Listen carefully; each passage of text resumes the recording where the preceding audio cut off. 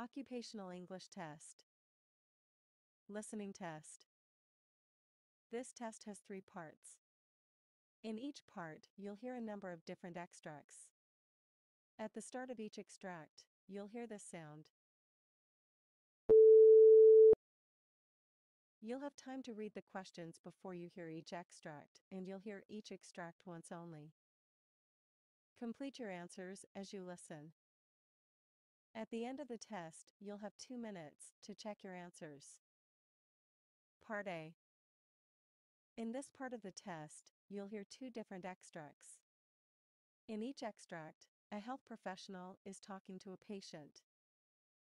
For questions 1 to 24, complete the notes with information that you hear. Now, look at the notes for Extract 1. Extract 1, questions 1 to 12. For questions 1 to 12, complete the notes with a word or short phrase that you hear. You now have 30 seconds to look at the notes.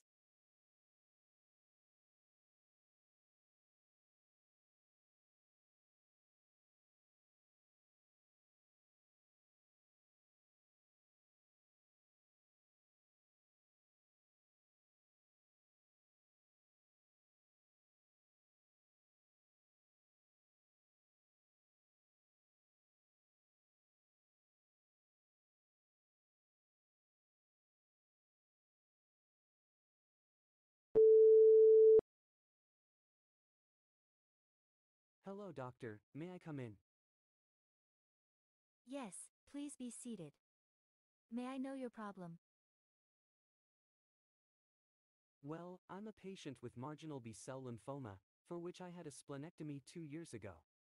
But last year I developed a diffuse large B-cell lymphoma that was treated with CHOP reduction. The disease again went into complete remission. Okay. Then what happened now? I was doing well until recently. A few days ago, late last week, when a swelling developed on my left testicle, I had fevers and chills for the past few days and I felt weak. What's your age? 45, doctor. Do you drink or smoke? Well, I used to smoke and drink, but I quit completely. Your previous illness and surgeries. I had B-cell lymphoma and diffuse large cell lymphoma. I had a splenectomy. Are you taking any medications? No, doctor. Are you allergic to any medications? No, doctor. May I know your family history of illness? Well, my mother had paralysis before she died at 70. My father is deceased at the age of 84 of head and neck cancer. My 56-year-old brother with type 2 diabetes and blindness are secondary to diabetic retinopathy. My 41-year-old younger brother has hypertension and my younger sister has thyroid disease. Okay, well. As per the laboratory data, your white blood count is 13.8, hemoglobin 14.3, hematocrit 42.4, platelets 235,000, SMA7 shows potassium of 3.9, and glucose is 213. Physical examination shows no conjunctival pallor or Icarus. No adenopathy, no corticoid bruits, lungs are clear, no gallop or murmur in the heart. Your right testicle is markedly erythematous and swollen and tender. Endocrine shows symptoms of type 2 diabetes mellitus. You have left testicular swelling. It is tender etiology, possible epididymitis or possible torsion of the testes. You have a history of diffuse large cell lymphoma and remission. You have a history of marginal B-cell lymphoma status post-splenectomy 2 years ago. You have a history of diabetes mellitus. I recommend that you have the ultrasound tests done for the scrotum and abdomen. I will ask for a CT scan of the abdomen and pelvis after seeing the ultrasound reports.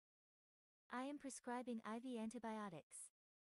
See me once you receive the ultrasound test reports.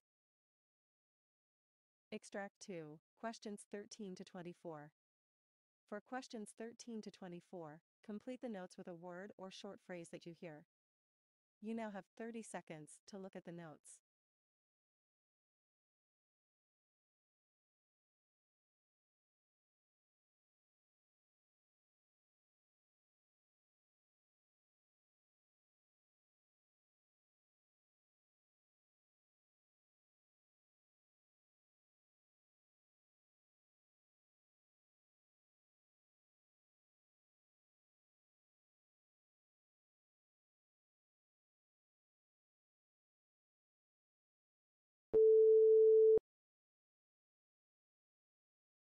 Hello, doctor. Good morning. Yes, good morning. What's your problem? Well, doctor, I have a sinus problem.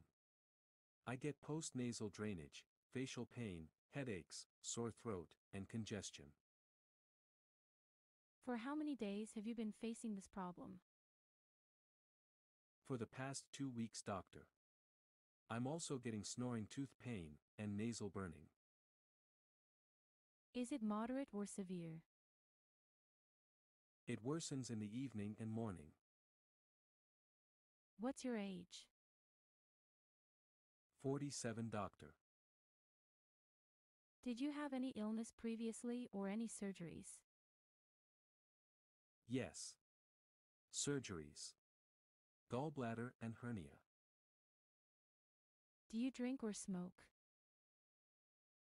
I don't drink, but I smoke 1 pack of cigarettes per day for the past 15 years. Does any of your family members have any illness? Yes, I have a family history of allergies and hypertension.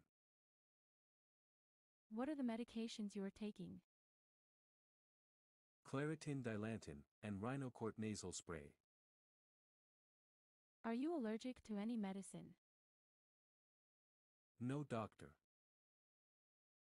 Well, your auricle external auditory canals reveal no significant abnormalities bilaterally. TM's intact, with no middle ear effusion, and on mobile to insufflation. Your intranasal exam reveals moderate congestion and purulent mucus.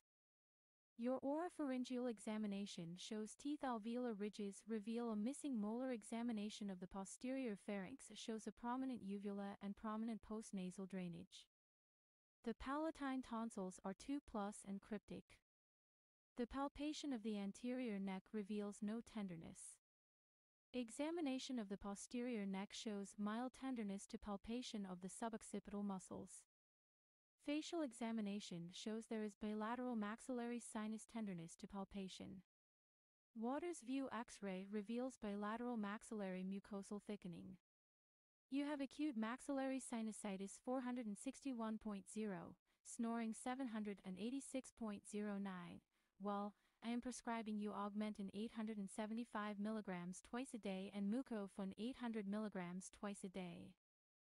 Follow these medications for 3 weeks and meet me after that. If the conditions don't improve, then I will order a mini sinus CT.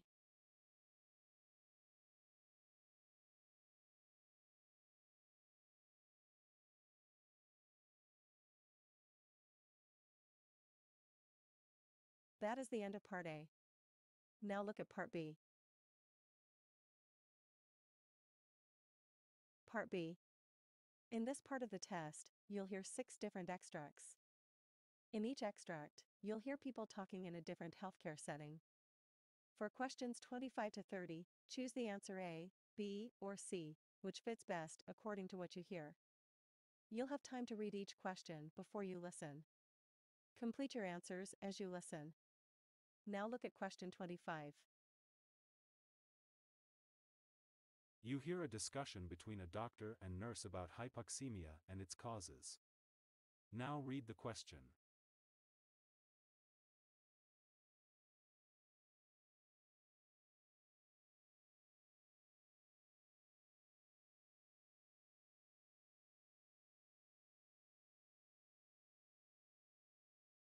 Hello, doctor. What is hypoxia and what are its causes? Well, hypoxia means low oxygen but is described as a deficiency in the amount of oxygen that reaches the body tissues. Hypoxia differs from hypoxemia, which means an insufficient amount of oxygen in the blood. In hypoxic hypoxia or hypoxemia, the tissues do not get an adequate amount of oxygen since there is a lack of oxygen in the blood flowing to the tissue. Generally, hypoxic hypoxia is caused due to inadequate breathing and other causes. In anemic hypoxia, low levels of hemoglobin lead to a decreased ability of the blood to carry the oxygen that we breathe in. Therefore, the tissues get a diminished supply of oxygen. The stagnant hypoxia or circulatory hypoxia is caused due to inadequate blood flow resulting in less oxygen supply to the tissues.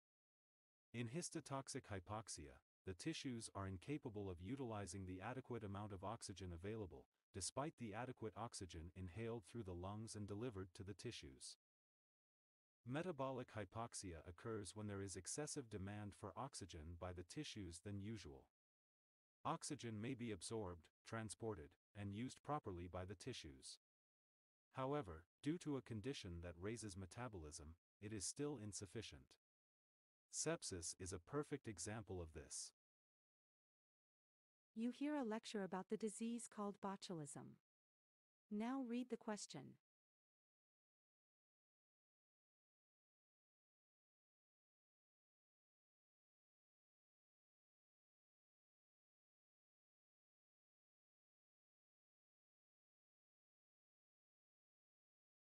Botulism is a serious illness caused by the botulinum toxin, which causes paralysis. Paralysis begins in the face and spreads to the limbs. When the condition reaches the breathing muscles, it can result in respiratory failure. The toxin is produced by a type of bacterium called Clostridium botulinum. Foodborne botulism occurs by eating foods contaminated with botulinum toxin. Common sources of foodborne botulism are improperly canned, preserved, or fermented foods. Wound botulism occurs if the spores of the bacteria get into a wound and make a toxin. Patients who get injections have a greater chance of getting wound botulism. Iatrogenic botulism occurs when excessive botulinum toxin is injected for cosmetic purposes, such as for wrinkles, or for medical reasons, such as for migraine headaches. Infant botulism occurs if the spores of bacteria enter the intestines of an infant. Adult intestinal toxemia botulism is a very rare kind of botulism that occurs when the spores of the bacteria enter into the intestine of an adult, grow, and produce the toxin. Generally, patients with severe health conditions that affect the gut may be more likely to get this disease. You hear a discussion about gastroesophageal reflux disease. Now read the question.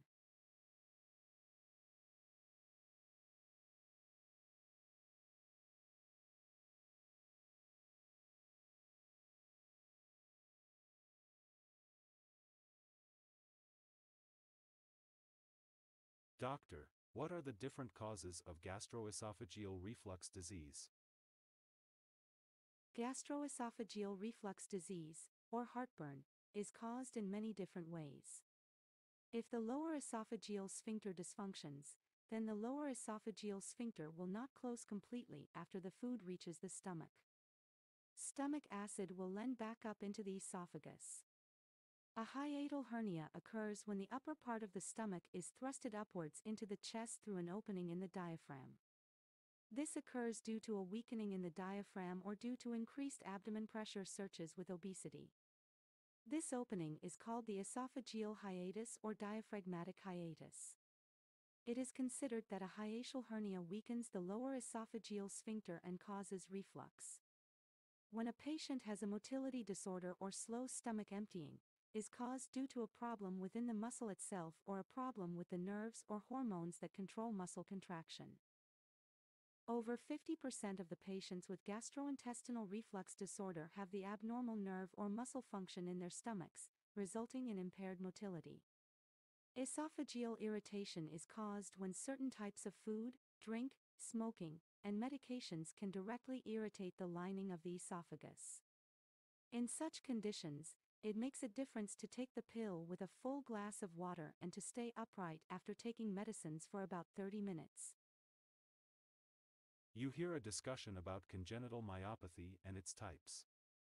Now read the question.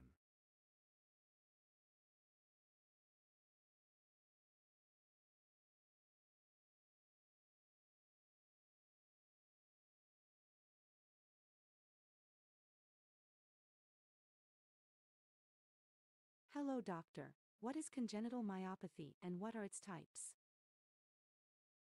Congenital myopathy means that a person is born with myopathy. Sometimes a hereditary medical illness does not develop symptoms until a person grows into an adult. Mitochondrial myopathy is caused by a defect in the energy-producing part of the cell called the mitochondria. There are several types of mitochondrial myopathy that are caused by hereditary mutation abnormalities in the genes. However, they can also occur without any family history. A metabolic myopathy is a group of diseases caused by metabolic problems that interfere with muscle function.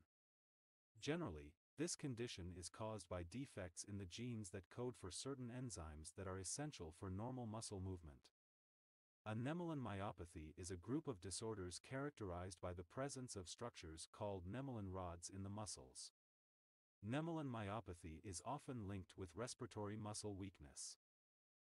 Central core myopathy is an inherited disease causing weakness, bone problems, and severe reactions to some medicines. Muscular dystrophy is a group of diseases caused by degeneration of the muscle or abnormality formed muscle cells or abnormally formed muscle cells. The main difference between myopathy and muscular dystrophy is that muscles do not function properly in myopathy, whereas the muscles degenerate in muscular dystrophy. You hear a discussion about primary brain tumors. Now read the question.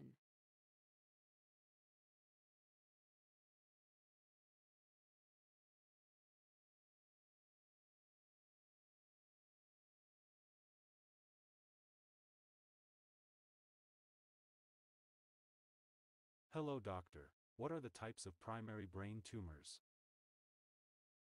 Well, there are many types of primary brain tumors that are named according to the type of cell or the part of the brain in which they start. For instance, most primary brain tumors begin in the glial cells. This type of tumor is called a glioma. Among adults, the most common types of brain tumor are astrocytoma. Tumor arises from star-shaped glial cells called astrocytes. It can be any grade in adults and astrocytoma. Most often arises in the cerebrum.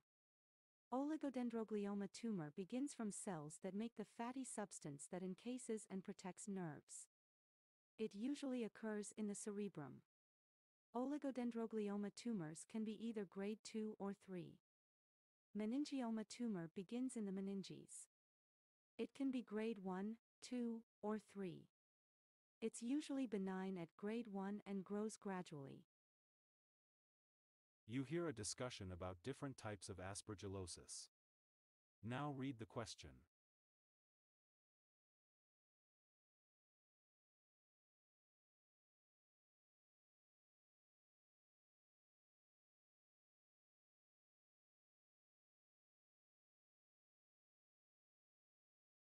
Doctor, what are the different types of aspergillosis? Well, aspergillosis is a disease caused by Aspergillus, a common mold or a type of fungus that lives indoors and outdoors. Commonly, people breathe in Aspergillus spores daily without getting sick. However, people with weak immune systems or lung diseases are at higher risk of developing health problems due to Aspergillus. There are different types of aspergillosis. Allergic bronchopulmonary aspergillosis causes inflammation in the lungs and allergy symptoms such as coughing and wheezing, but doesn't cause an infection.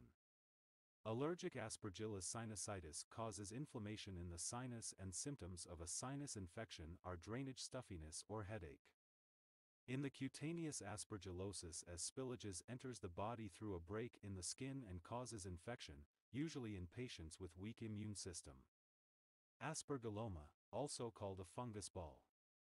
It is a ball of aspergillus that grows in the lungs or sinus but usually does not spread to other parts of the body. Chronic pulmonary aspergillosis is a long-term condition that lasts for about 3 months and that can cause cavities in the lungs.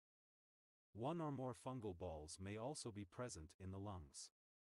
Invasive aspergillosis is a serious infection that usually affects patients with weak immune systems, such as organ transplant or a stem cell transplant patient.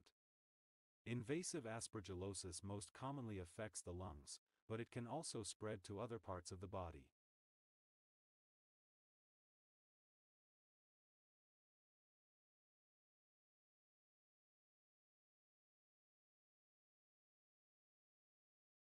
That is the end of Part B. Now look at Part C. Part C. In this part of the test, you'll hear two different extracts. In each extract, you'll hear health professionals talking about aspects of their work. For questions 31 to 42, choose the answer A, B, or C, which fits best according to what you hear. Complete your answers as you listen. Now look at Extract 1. Doctor, please explain the different categories of strokes and their location. Well, there are many different types and categories of stroke. The two main types of strokes are defined by their location and by the cause of tissue damage in the brain. Cause of tissue damage. Often the causes can help determine the prognosis and appropriate method of treatment. A stroke caused by a blood clot is known as an ischemic stroke caused due to the lack of blood supply oxygen and vital nutrients to a specific region of the brain tissue. An ischemic stroke may be caused by an embolus, a blood clot traveling from another part of the body. It may be caused by a thrombus as a result of cerebrovascular disease. Or it may be caused due to vasospasm, the sudden severe narrowing of a blood vessel in the brain. Bleeding of a blood vessel in the brain results in a hemorrhagic stroke. At times, the rupture of a brain aneurysm causes bleeding. Extreme changes in blood pressure may trigger the rupture of a brain aneurysm. At times, a region of the brain that was damaged by enzymic can bleed within the first few days after a stroke, causing a secondary hemorrhage. A watershed stroke is caused by low blood pressure or low blood flow compromising the blood supply to susceptible regions of the brain. A watershed stroke may occur in areas of the brain that are supplied by tiny arteries. Strokes are also characterized by their location. Since the affected part of the brain links to specific neurological or behavioral deficits, a cortisol stroke affects the cerebral cortex that controls high-level processing. Different parts of the cerebral cortex control different functions. Frontal cortex or frontal lobe stroke often causes muscle weakness on the opposite side of the body and trouble with decision-making. Patients with a stroke involving the frontal cortex may display socially inappropriate behavior and paranoia, or may regress in maturity. Occasionally, this may result in loss of bladder or bowel control. The operational cortex is involved with the integration of language and sensation. Patients with operational stroke often display impaired sensation or trouble with speech. The occipital cortex involves vision, therefore a stroke in this area may cause partial or complete loss of vision on the opposite side of the occipital region affected. The temporal cortex is involved with language and hearing. Patients with a temporal lobe stroke often have trouble understanding spoken or written language. A subcortical stroke affects the deeper regions of the brain. Usually, a thalamic stroke causes significant sensory deficits on the opposite side of one or more parts of the body, even when the stroke affects a relatively small region of the brain. A stroke affecting the internal capsule may affect the sensory or motor function of one or more parts of the opposite side of the body. A brainstem stroke causes a wide variety of symptoms and signs. It may cause weakness, sensory changes, or troubling speech.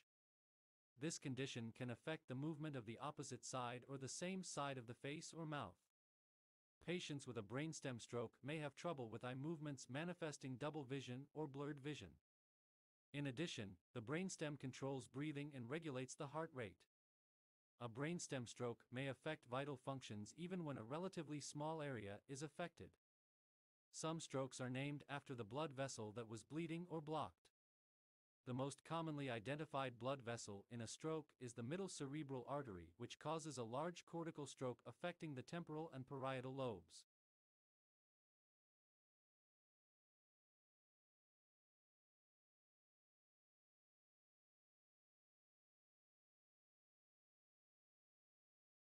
Now look at extract 2. Extract 2, questions 37 to 42. You now have 90 seconds to read questions 37 to 42. Hello everybody. I am going to explain to you the different types of hemolytic anemia. Hemolysis is the breakdown of red blood cells that typically have a lifespan of 120 days. After this duration, they die and break down. One of the main functions of red blood cells is to carry oxygen to every part of our body. Therefore, in case the red blood cells break down abnormally, there will be very few of them to carry oxygen to our body parts. Certain diseases and conditions cause red blood cells to break down too early, resulting in fatigue and other more severe symptoms. There are different types of hemolytic anemia, and the conditions can be either inherited or acquired. Let me explain to you certain disorders and conditions of different types of hemolytic anemia. Inherited hemolytic anemias usually occur due to a faulty gene that controls red blood cell production. While moving through the bloodstream, abnormal red blood cells may be fragile and break down. Sickle cell anemia is a severe inherited disease where the body produces abnormal hemoglobin, causing the red blood cells to have a crescent or sickle shape. Sickle cells usually die within 10 to 20 days, as the bone marrow can't produce new red blood cells fast enough to replace the dying red blood cells. In the US, sickle cell anemia mainly affects African Americans. Thalassemias are inherited blood disorder where the body can't produce certain types of hemoglobin in adequate quantity, causing the body to produce less healthy red blood cells.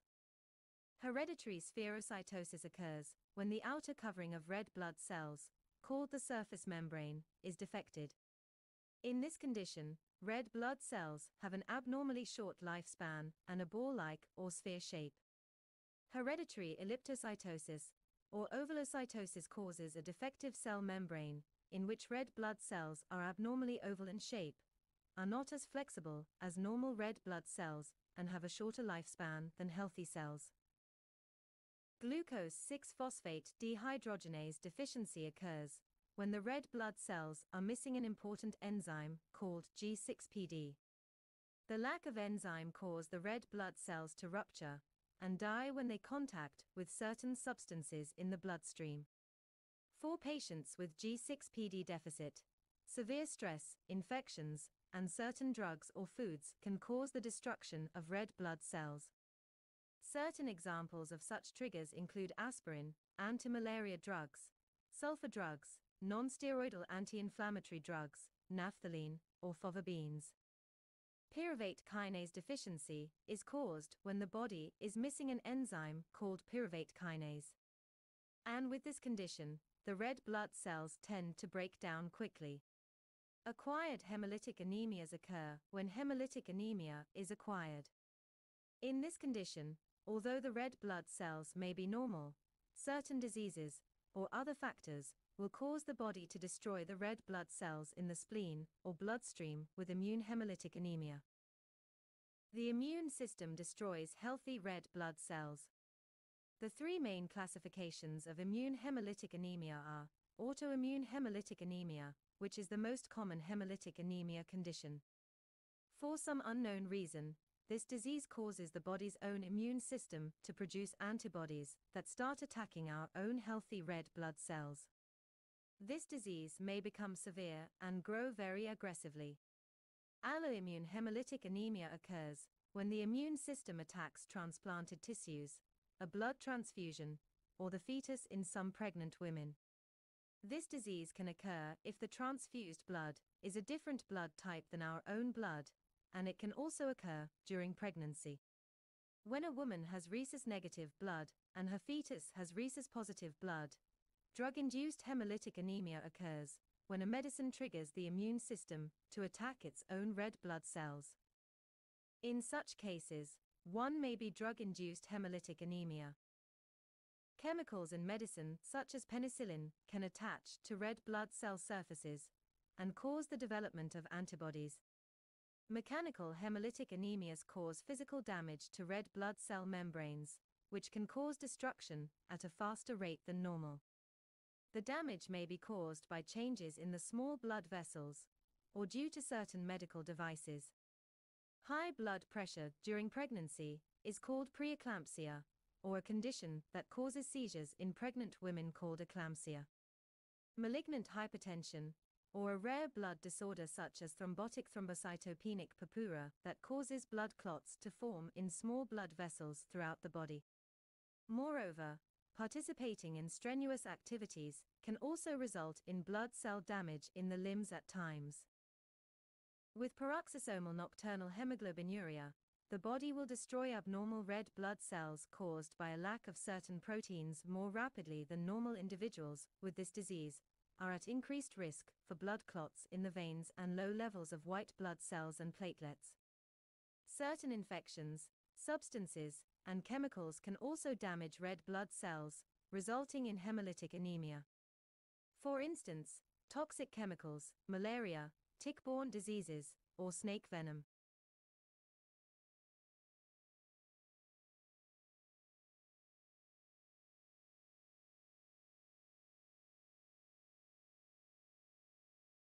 That is the end of Part C. You now have 2 minutes to check your answers.